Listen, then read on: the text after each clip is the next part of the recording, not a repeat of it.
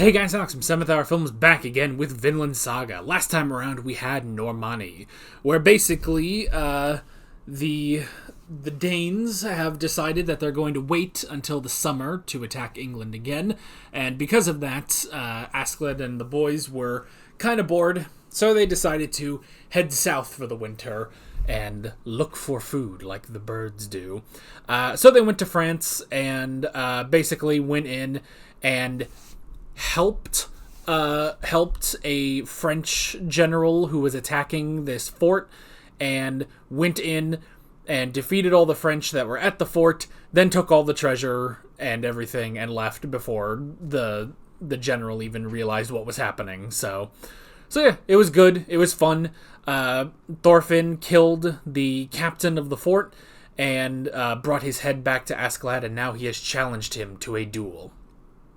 Granted, they had to get out of there first because the general was firing arrows at them. But the challenge has been laid, and Askeladd has accepted. So I assume that's just where we're headed in this episode. So let's see what happens. I don't know. I'm curious though. Like always, the reaction is down in the description and in the pinned comment for your viewing pleasure. So let's go ahead and jump right into this episode of Vinland Saga. Here we go. I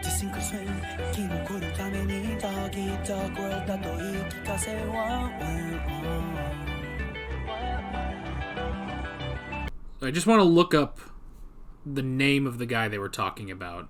So I'm not going to look up any spoilers, don't worry. So Vinland Saga Episode 8. Yes, Beyond the Edge of the Sea. Just need a quick glance at the guy's name so I can write it down. There it is. C-A-N-U-T.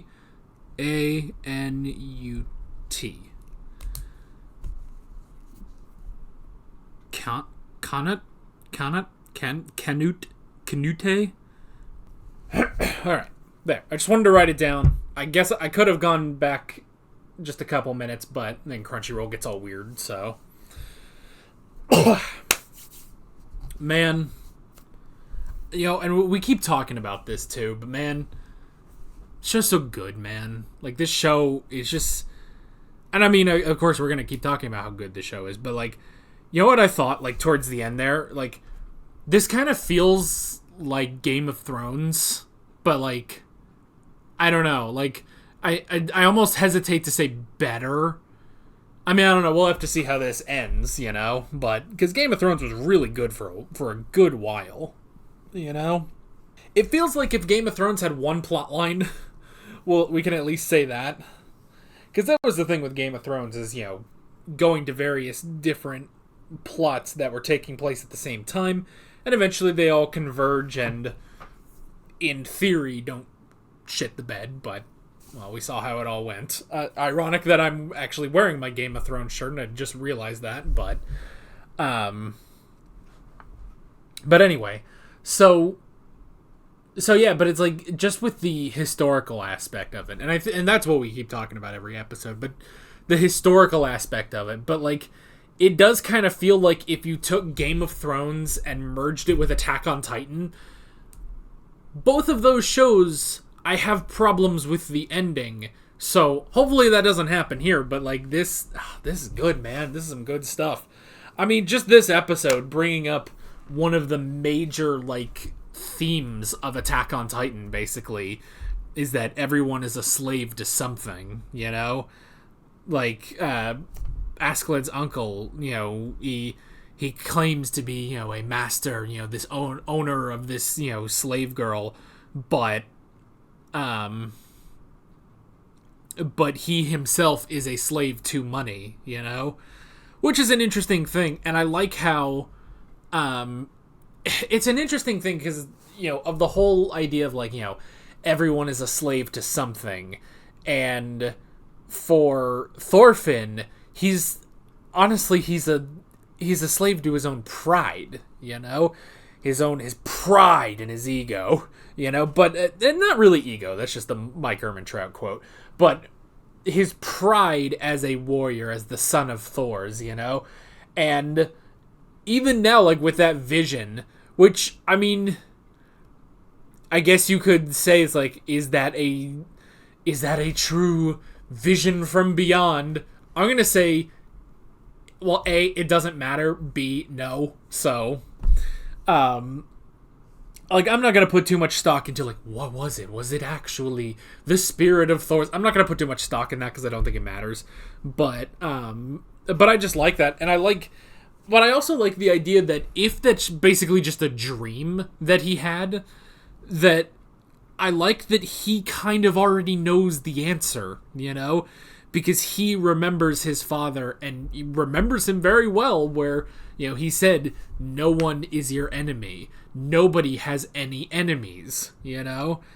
And I like how, you know, it's like, well, even if I keep kicking shit under my desk, you know, even if I tell you, you're not gonna listen, you know? So maybe you just have to figure out that lesson on your own.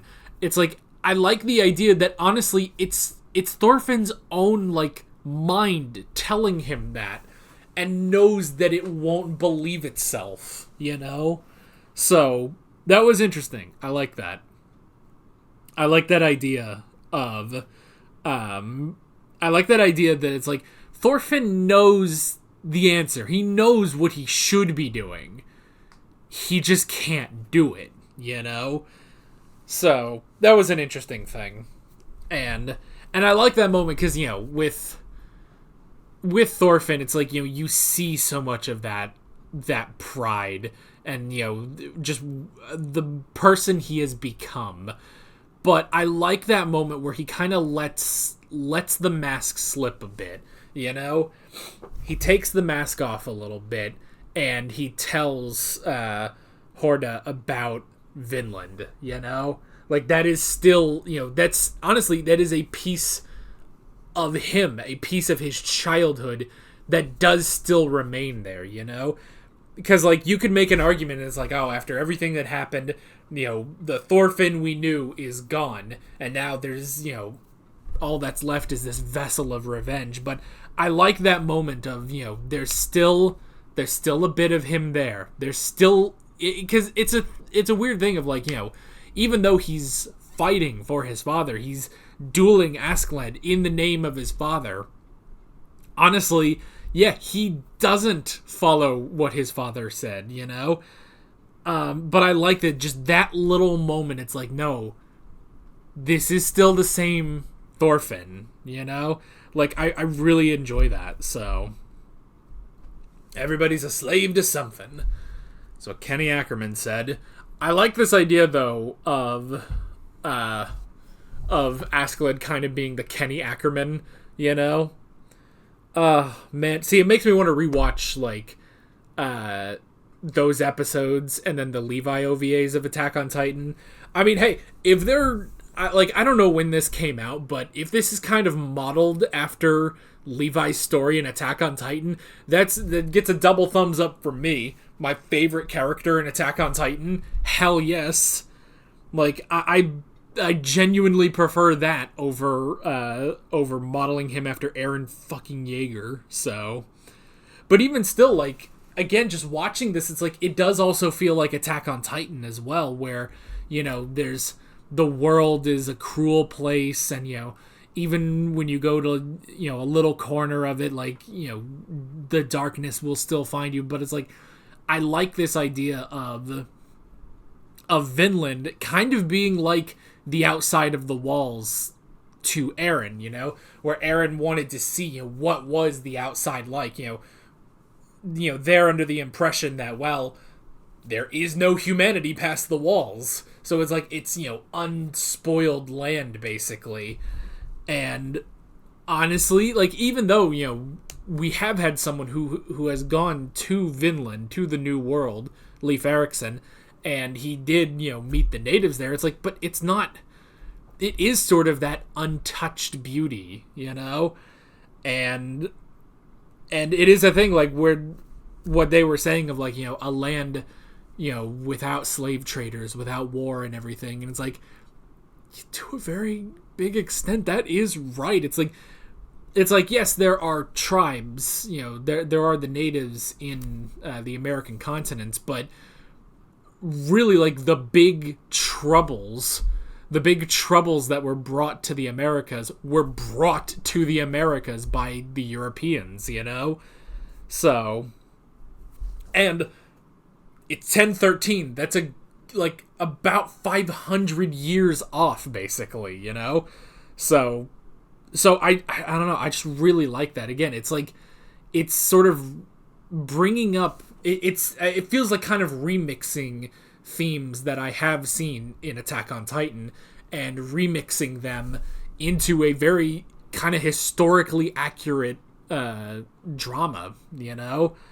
So, man, like, I cannot get over how good Vinland Saga is. And again, this is a show.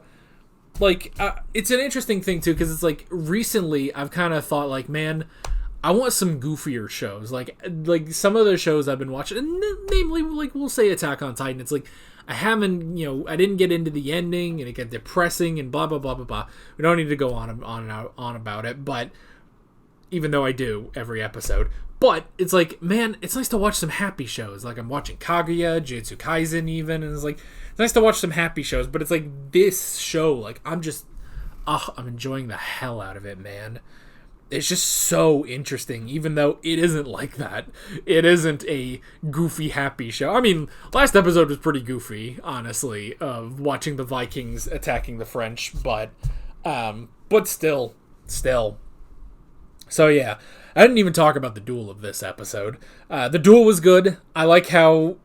See, there's a part of me that's like, did Askeladd actually not realize... Like, he got to that moment, he's like, oh, wait, yeah, you are taller, you are a little older, like, I should actually take this a little seriously.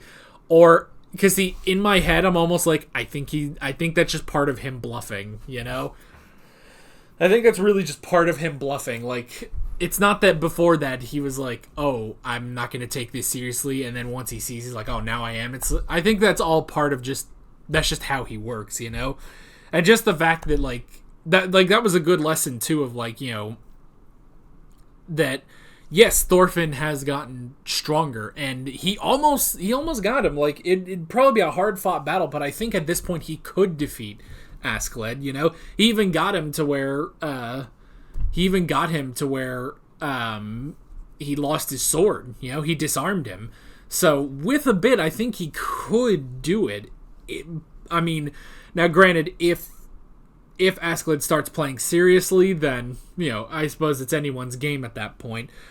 But I like that sort of lesson of, it's his pride that was the downfall of him, is that he was provoked, and he did that lash out in anger, and that was it. He just was completely taken down, So that was a really interesting thing.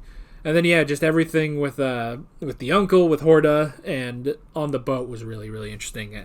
And now, we have the tease for next time. It's 1013. It's 1013, and the Danish king has invaded England, and they're being held up a little bit at the merchant town of London. And but now we have Canute, Canete. I don't know. We're not quite sure how to pronounce it. We'll figure it out, though. We'll figure it out. But we have someone who is in line. He is a candidate for the throne of Denmark, but he is untested in the battle. But it's really interesting. So, very, very interesting stuff. I just love this friggin' show, and I'm excited to see where we are going next time. But that is basically it. With all of that being said, I'm Alex from 7th Hour Films, and I will see you guys next time. Take care. Alright guys, thanks for watching this video. There's a bunch of links on screen if you want to go click around any of those. There's a playlist with all of my Vinland Saga reactions, as well as another video you can go click on if you want. There's also a subscribe button and a Patreon button on screen, as well as other links in the description if you want to go check out any of those. See you guys later.